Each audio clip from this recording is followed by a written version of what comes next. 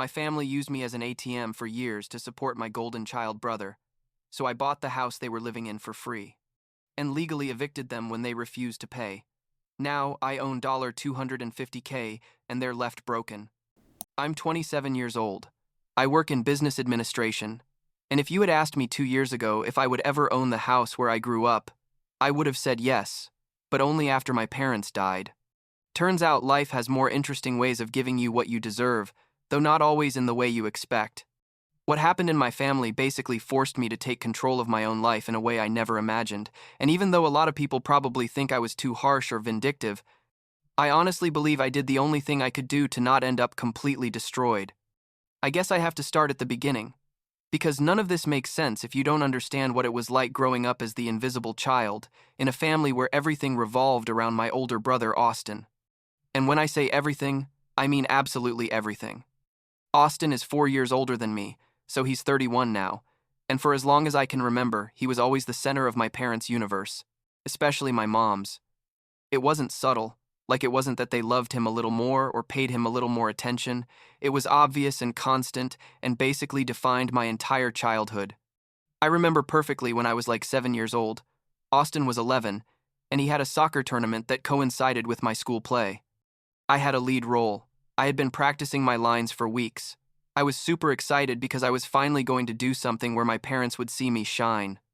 In the morning of the play, my mom told me she was very sorry, but they had to go to Austin's tournament because it was more important, and that my Aunt Clara would take me to school and stay to watch me. I cried the whole way to school, and when I was on stage, I kept looking for them in the audience even though I knew they weren't going to be there. When I got home that night, they didn't even ask me how it went. They just talked about how Austin had scored 2 goals and his team had won, that kind of thing. Happened constantly, you know. It wasn't an isolated incident, but the complete pattern of how our family functioned. Austin would get a B in math, and my parents would congratulate him and buy him something special. I would get straight A's and they'd barely tell me, "Well done." Austin played 3 different sports, and my parents went to every single one of his games. I was on the debate team, and we competed at the state level, but they almost never came to watch me because they always had something more important to do. By the time I got to high school, I had already accepted my role. Let's say I was the backup child who existed mainly to make Austin look better. Things intensified when Austin graduated from high school. My parents threw him a huge party, like they invited 70 or 80 people, rented one of those big tents, hired catering service, the whole show. It was a celebration that probably cost them several $1,000s. 2 years later, when I graduated, we went to dinner at an Olive Garden and that was it. My mom said something like, "Well, we already had a big party recently, so it doesn't make sense to repeat it." But we all knew what the real truth was. Austin was special, and I wasn't. Simple as that. Austin went to college, a private one that cost like $50,000 a year, and my parents paid every penny. They bought him a used but good condition Jeep Cherokee. They paid rent for an apartment near campus. They gave him a generous monthly allowance for personal expenses. They basically poured all their savings into making sure Austin had the best possible college experience. When it was my turn to go to college 2 years later, my parents sat down with me and explained that they no longer had the same money available, that I would have to look for scholarships and student loans and probably work during college. Which, okay, I understand to a certain extent because obviously money isn't infinite, but they didn't even try to help me with something small, like they didn't even offer to pay for my books or anything. I ended up going to a public university in North Carolina, which is where we lived, working 25 hours a week at an electronics store throughout my entire degree, and graduating with like $30,000 in student loan debt. Austin graduated debt-free, with a paid-off car, and with the contacts my parents had helped him make. And the difference in how we started our adult lives was absurd, but by that point, I was so used to being treated like a second-class citizen that I was barely surprised. Austin met Chloe in his senior year of college, and they fell in love fast, like one of those intense romances that goes full speed. They got married like 6 months after graduating, and obviously it was an expensive wedding. My parents paid for most of it, probably like $20,000 or more, while Chloe's parents put in something too. I was the best man because supposedly we were brothers and that's what was expected. But honestly, during the whole wedding, I felt like an extra in the movie of Austin's life. Nobody really paid attention to me. Everyone talked about how perfect Austin looked in his tuxedo and how beautiful Chloe was in her dress. After getting married, Austin and Chloe decided they wanted adventure and new experiences, so they moved to Austin, Texas. Yes, my brother Austin moved to Austin, which my parents found super funny and mentioned constantly as if it were the most ingenious joke in the world. The truth is, they probably chose Texas because Chloe had a job offer there, but my parents romanticized it as if Austin were this free-spirited adventurer exploring the world. When they left, my mom cried for days, like she was genuinely depressed. The house felt empty, without Austin, according to her, even though I was still living there while finishing college. I graduated with honors, got a decent job in business administration with a medium-sized company in Charlotte, and started my real adult life. The original plan was to save money for a few months and then get my own apartment, but my parents suggested I stay at home for a while to save more aggressively. They had just retired. My dad was like 62 and my mom 60, and their financial situation wasn't excellent. They had spent so much money on Austin over the years that their retirement savings were pretty modest, and they lived mainly on pensions that weren't very generous.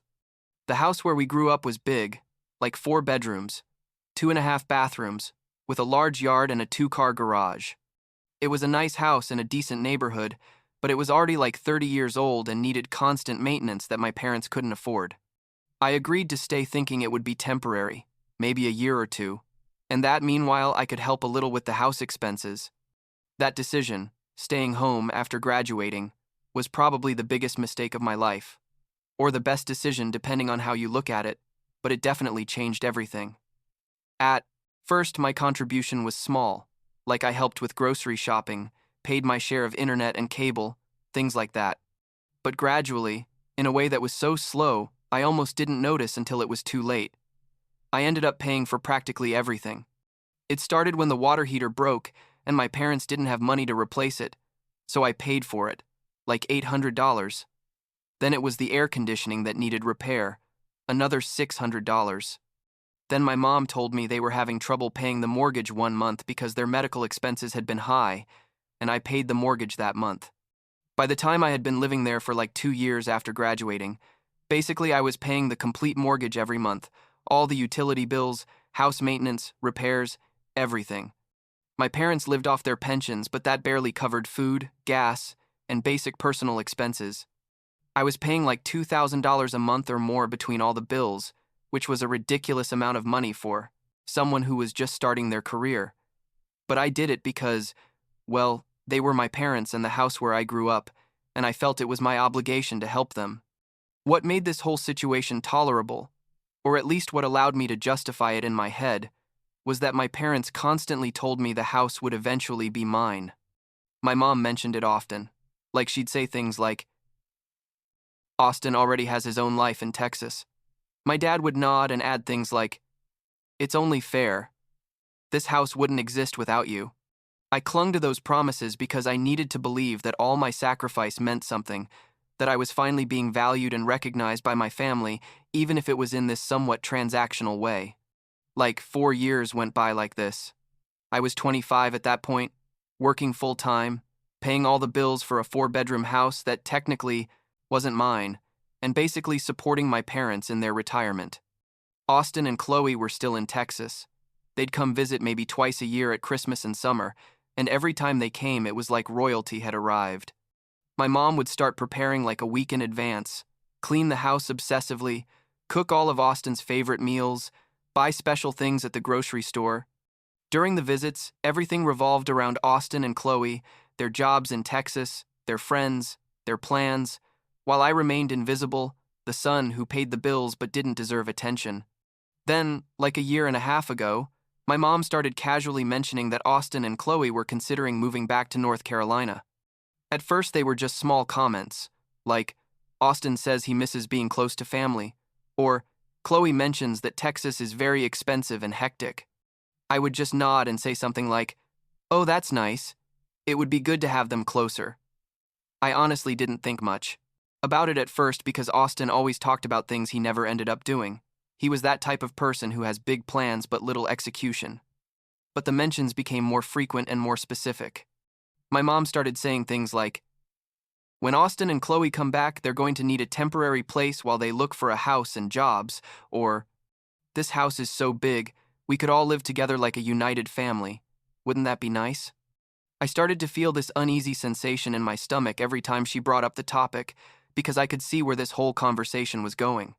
The idea of living under the same roof as Austin, of having to see him receive all my parents' attention daily while I continued paying for everything, made me feel physically sick. The hints continued for months, becoming less and less subtle. My mom started making comments about how I probably would want my own space eventually, how it would be good for me to have independence, how at my age, I should be living alone, which was ironic considering she had been the one who convinced me to stay in the first place.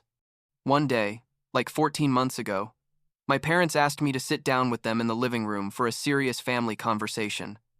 I knew exactly what it was about before they started talking. I could feel it. My mom started by saying that Austin and Chloe were definitely moving back to North Carolina in the next few months, that Chloe had already gotten a job offer in Charlotte and Austin was looking too. I said, okay, they can stay in the guest room while they look for their own place. No problem. But my mom shook her head and said it wasn't that simple. That Austin and Chloe needed more space and privacy, that they were planning to start a family soon and needed to feel like they had their own home. Then she got to the point. She said it would be better if I looked for my own apartment by the time they arrived. That way everyone would be more comfortable. I sat there, processing what I had just heard, feeling like someone had dumped a bucket of ice water over me. I said, "Wait, are you telling me that I, who have been paying literally all the bills for this house for the last 4 years, have to leave so that Austin and Chloe, who haven't contributed a single penny, can come live here?" My mom immediately got defensive, saying it wasn't like that it was a temporary situation, that it would only be until Austin got established. I asked if Austin was going to start paying the bills then, and she went quiet. My dad was looking at the floor without saying anything, as always, letting my mom handle all the difficult conversation. Finally, my mom said that, well, Austin was going to need time to find a good job and save money, so for a while, maybe 6 months or a year, I would have to keep helping with the bills, even though I no longer lived there. Like, they wanted me to leave the house but continue paying the mortgage, the utilities, everything. So my 1-year-old brother could live free with his wife while I paid rent somewhere else. I reminded them that you promised me this house would be mine someday. That was the only reason I had invested so much money in it. My mom said something vague about how that was still the long-term plan, but that I needed to be flexible and understanding of my brother's needs at this moment. That conversation ended without resolving anything because I flatly refused to leave. The following weeks were horrible. My mom kept pressuring me constantly, using every emotional manipulation tactic she knew.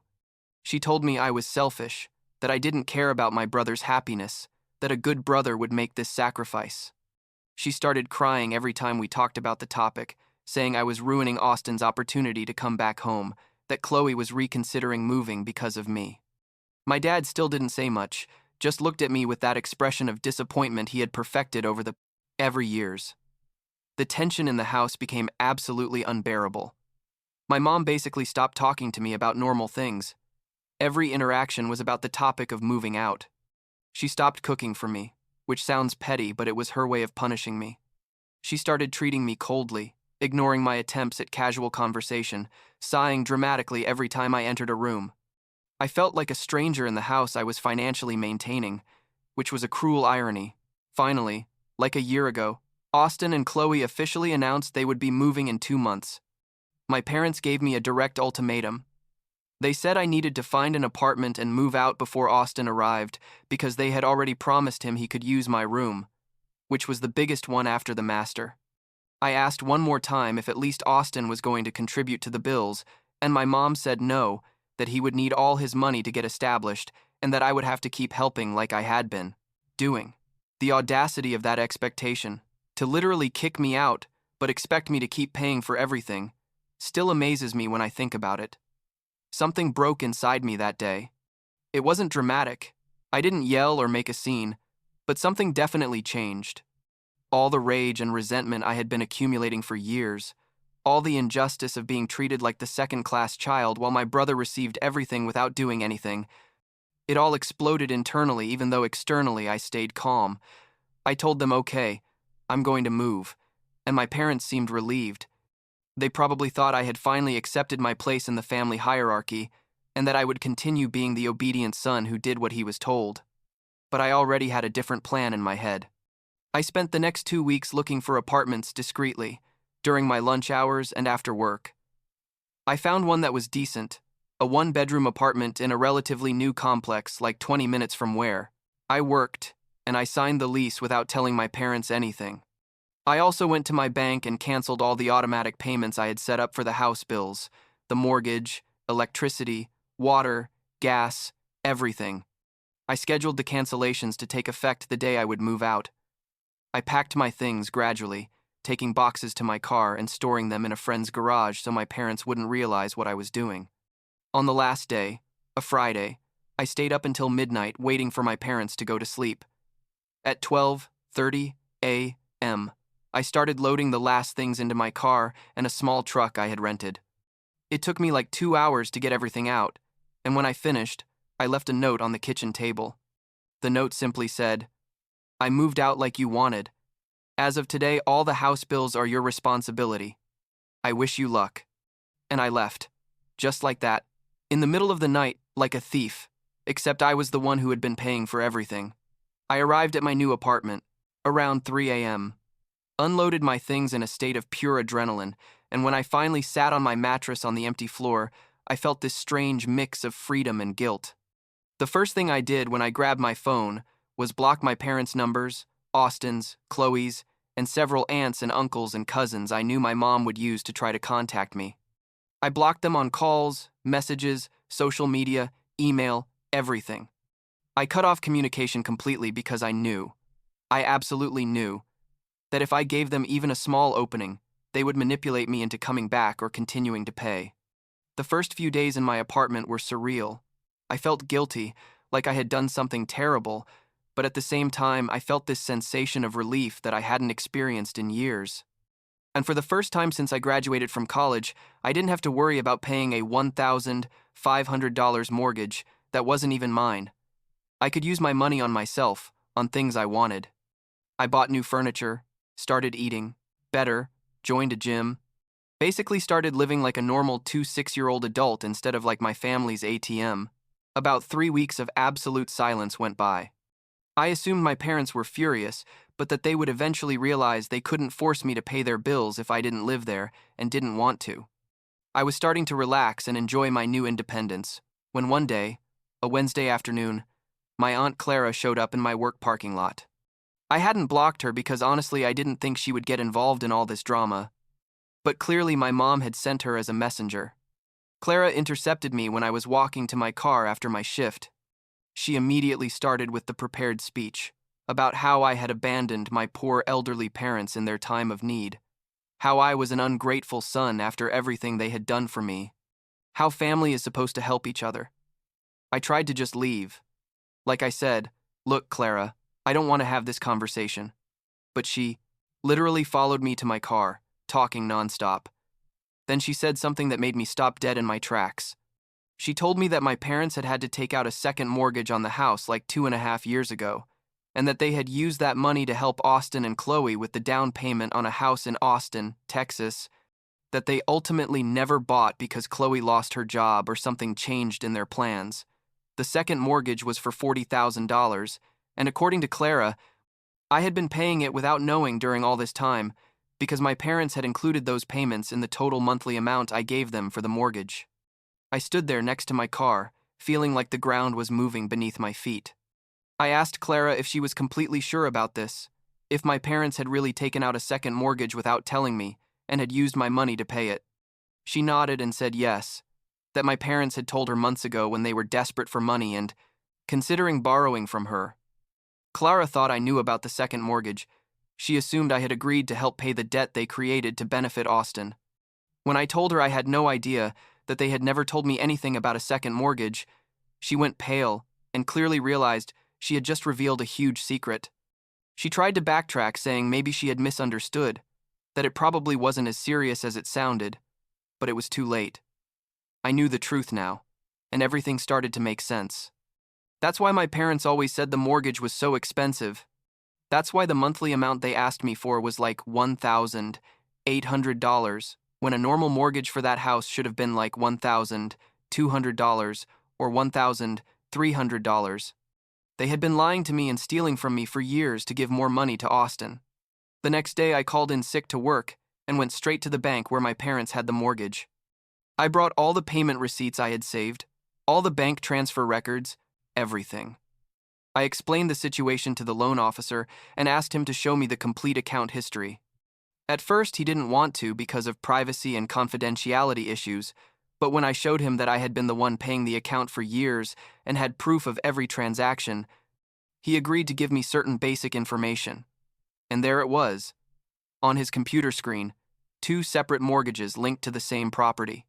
My parents' original mortgage, which was like $1,300 monthly, and a second mortgage they had taken out 2.5 years ago for $40,000 that added another $480 to the monthly payment. I had been paying both mortgages combined, thinking it was all part of the normal mortgage plus insurance and property taxes. I did the math mentally right there, sitting in the bank office, and in 2.5 years I had paid approximately $14,400 of a debt my parents created specifically to give money to Austin. I felt like I was going to vomit right there in the bank office. It wasn't just that they had used me financially, which was already horrible enough, but they had directly scammed me. They had stolen thousands of dollars from me to keep spoiling their favorite son. And after all that, after years of sacrifice and paying a secret debt they created for Austin, they still had the audacity to ask me to leave the house so he could live free. The injustice of it all was so absurd it almost seemed comical, but I wasn't laughing. I went back to my apartment and spent the rest of the day just sitting on my new couch staring at the wall, processing everything. I thought about calling them and confronting them, screaming at them about the betrayal and theft, but what would be the point? I already knew there was nothing they could say that would justify what they had done. I decided to simply move forward with my life, cut ties permanently, and let them face the consequences of their actions. If they couldn't pay their own bills without my help, that was their problem now, not mine. About 2 more months went by. I had started therapy to process all the toxic dynamics of my family. I was dating someone I met at the gym, basically starting to live a normal and healthy life for the first time. Then one afternoon, a Thursday, I received a call from a number I didn't recognize. Normally, I don't answer calls from unknown numbers, but something made me answer this time. It was the loan officer from the bank, the same one I had talked to about the mortgages. He told me he needed to inform me that my parents' property was in foreclosure proceedings because no payments had been made in the last 2 months. The bank had tried to contact my parents multiple times, but they hadn't responded or made payment arrangements. He explained that due to all the payment history I had made, the bank considered me a habitual payer and wanted to give me the opportunity to intervene and save the property before proceeding with complete foreclosure. I asked him why they were calling me if the house wasn't in my name, and he explained that legally they couldn't force me to pay, but that my payment history suggested I had an interest in the property and that maybe I would want to protect my investment. I told him I appreciated the information, but it was no longer my responsibility to talk to the current owners of the house. He said he understood, but just wanted to make sure I knew what was happening. I hung up the phone and sat there, feeling absolutely nothing for a moment. Then I started thinking. I started thinking about all the implications of letting the house go into foreclosure. My parents, who were now like 63 and 61 years old, would be literally homeless. Their credit would be destroyed. They couldn't rent easily at their age with a foreclosure history. They would probably end up living with some relative or in some precarious situation. Part of me, a big and justifiably angry part, thought they completely deserved it, that this was pure karma for years of mistreatment and theft. But another part, the part that still had some conscience despite everything, couldn't let my elderly parents end up on the street. But more than that, I started thinking strategically. I had literally invested tens of thousands of dollars in that house over 4 years. If I let it go into foreclosure, all that money would simply disappear. It would be a total loss. But if there was a way to recover some of that investment, To convert all that loss into something that would benefit me, why not explore it? I spent that whole night without sleeping, thinking, calculating, planning. By the time the sun came up, I knew exactly what I was going to do. The next day, I unblocked my mom's number and called her. She answered on the first ring, her voice desperate before I said a single word. She immediately started with the crying and pleading, saying they were about to lose the house, that they didn't have money for the payments, that the bank was harassing them. She mentioned that Austin had finally arrived but hadn't found a job yet, so he couldn't help, that Chloe worked but her salary barely covered her personal expenses, that please, I had to come back and help them, that it was my family obligation. I let her talk for like 5 or 6 minutes without interrupting her, just listening to all her desperation and panic. When she finally ran out of words, I waited a moment in silence, just so she would realize that I was completely calm and in control. Then I told her, I have a proposal. I will pay all the past due debt, bring the account current, and prevent you from losing the house, but only if you transfer complete ownership of the house to my name, right now, legally and officially. There was silence on the other end of the line. Then my mom started stammering that this was their house, that they had lived there for 30 years, that they couldn't just give it away. I told her very calmly that they weren't giving it away, that I had already paid literally like $80,000 or $90,000 on that house over the last 4 years, if you added everything up, including the secret second mortgage they took out to give money to Austin. I told her that basically I had already paid a huge portion of the house's value, and this was simply formalizing what was already reality. I added that this was my only offer, take it or leave it, and that they had exactly 48 hours to decide. Then I hung up. My mom called me like 15 times that night, but I didn't answer any calls. I received desperate text messages, tearful voicemails, but I ignored them all. The next day, my dad called me, which was rare because he almost never took initiative in anything, and he begged me to reconsider. He said they couldn't lose their house, that it was where they had raised their family, that it had too many memories. I told him I understood, but that they created this situation, that they used me and stole from me for years, and that this was the only way I would help. I reminded him that they themselves had promised me the house would be mine eventually, that this was just accelerating that plan. My dad was quiet for a while, and then mumbled something about having to talk to Austin and see what options they had.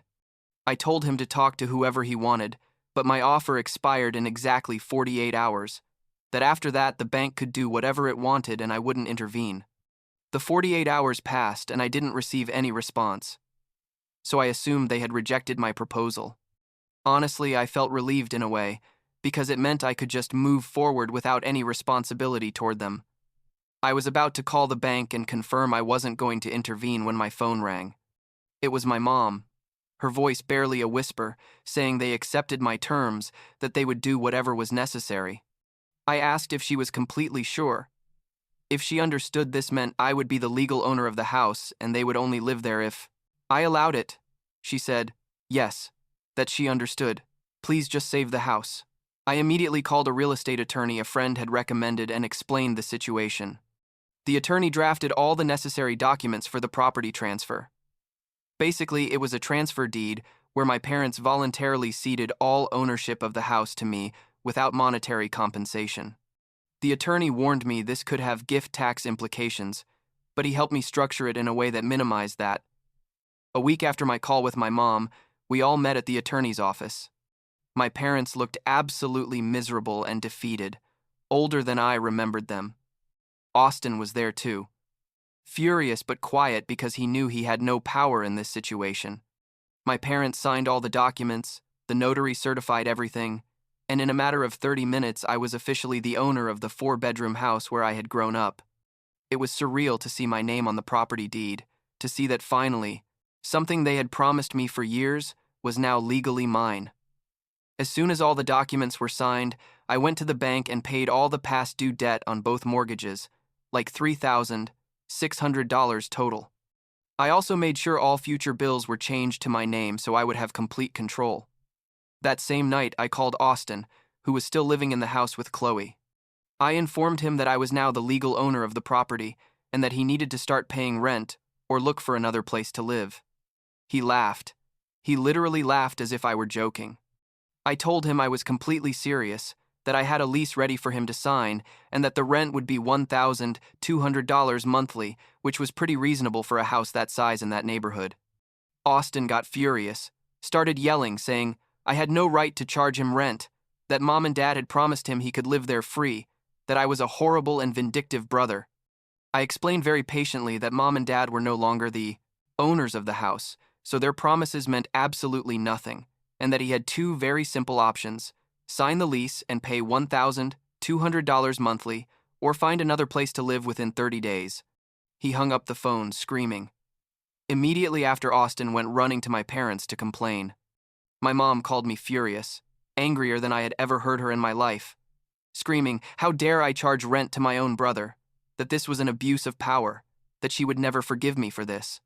I reminded her very calmly that they created this situation by treating me like garbage my entire life, by stealing money from me to give it to Austin, by asking me to leave so he could live free. I told her they would now live with the consequences of decades of favoritism and mistreatment, and that if she didn't like how I managed my property, they could also look for another place to live. Austin categorically refused to pay rent. He said he would find a lawyer and sue me for illegal eviction, or something like that. But I had all the legal documents perfectly in order. After 2 weeks of him refusing to pay or leave, I officially initiated an eviction process through the legal system. I gave him all the notices required by law, followed every procedure to the letter. Chloe was absolutely furious with Austin because she apparently did have a decent job and could have paid the rent without problem. But Austin refused, out of pure pride and resentment toward me. The tension between Austin and Chloe became unsustainable according to what I found out later. They fought constantly. She didn't understand why he couldn't just swallow his pride and pay the rent. He insisted this was a matter of principle and not letting his younger brother dominate him. The eviction process took like a month and a half with all the courts and hearings, and eventually a judge ordered that Austin had to vacate the property. He finally found a small apartment on the outskirts of the city, like a pretty mediocre place compared to the 4-bedroom house where he had been living free. Austin moved out like 6 months ago, in March of this year. Chloe went with him initially because they were still married, and I guess she felt she should try, but according to family gossip that reaches me through mutual acquaintances, she left him like 3 months later. Apparently she couldn't stand his immaturity anymore, his refusal to take responsibility for his life, his attitude that the world owed him something. She rented her own apartment, is focused on her career, and from what I heard is much happier now. I honestly almost respect Chloe for finally realizing she was married to a 1-year-old child who never grew up. My parents still live in the house, but completely on my terms.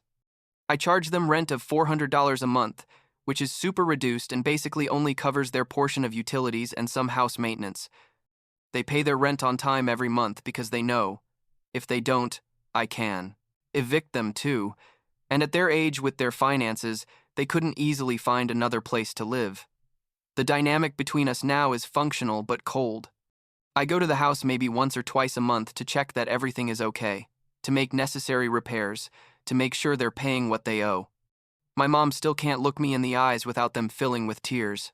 Sometimes she makes passive-aggressive comments about how her own son betrayed her, how she never imagined I would be so cruel, how she's living in her own house as if she were a stranger. I simply ignore those comments because they have no effect on me anymore. My dad is more resigned about it. I think deep down, he always knew what they did to me was wrong, but never had the courage to contradict my mom or defend justice. Now he's living with the consequences of a lifetime of being a passive spectator, while his wife emotionally abused one of his children. Austin and I haven't spoken since he moved out. He blocked me, on everything, which is perfectly fine because I have no interest in talking to him either. From what I hear, he's working at some entry-level job he doesn't like, living in a small apartment that probably costs him more than it would have cost to pay rent at the house, and generally being miserable. Part of me feels some satisfaction, knowing he's finally experiencing the consequences of being spoiled and protected his whole life without having to contribute or work for anything. Sometimes, especially at night when I'm alone in my apartment, I wonder if I was too harsh. I wonder if I should have been more compassionate, more flexible, more willing to forgive. But then I remember all the times I was forgotten in my childhood, all the broken promises, all the sacrifices I made that were never recognized, all the money they stole from me to give to Austin. I remember they asked me to leave a house I was paying for, so my brother could live free. And when I remember all that, the guilt disappears. What I did wasn't revenge, it was self-preservation. It was taking control of a situation where I had been victimized for years and finally doing something that would benefit me instead of everyone else. I finally set boundaries and enforced them, something I should have done years earlier. Some people in the extended family think I'm a villain, that I was too harsh with my elderly parents and my brother. But those people don't know the full story. They didn't live what I lived. They didn't pay what I paid. The truth is that for the first time in my life, at 27 years old, I feel like I have control over my own life. I have my apartment where I live in peace. I have a property in my name that's probably worth $250,000. I have my finances in order because I'm no longer supporting my entire family. I'm in therapy, processing all the trauma from my childhood and learning to establish healthy relationships. I'm dating someone who treats me with respect and doesn't use me. Basically, I'm living the life I should have started living years ago. The house is now mine, legally and officially. And eventually, when my parents can no longer live there due to age or health, I'll have to decide what to do with it. Maybe I'll sell it and use the money to buy something smaller for them and to start my own real estate investment. Maybe I'll rent it at market price and use that income to secure my future. I don't know yet, but the important thing is that now I have the power to decide, not them. Austin is never going to inherit anything from that house, that's for sure. He received his share during all those years when my parents poured their savings into him, when they took out a second mortgage to give him money, when they promised him he could live free while I paid for everything. He already received what was his and more, much more. Now, it's my turn to benefit from the hard work I did, to recover some of what I invested, to finally be the son who matters. I know if this counts as a happy ending, probably not by traditional standards of family reconciliation and forgiveness, but for me, it's enough. I broke the cycle of abuse and exploitation. I freed myself from a toxic family dynamic that was destroying me, and I took control of my life in a way I never thought would be possible.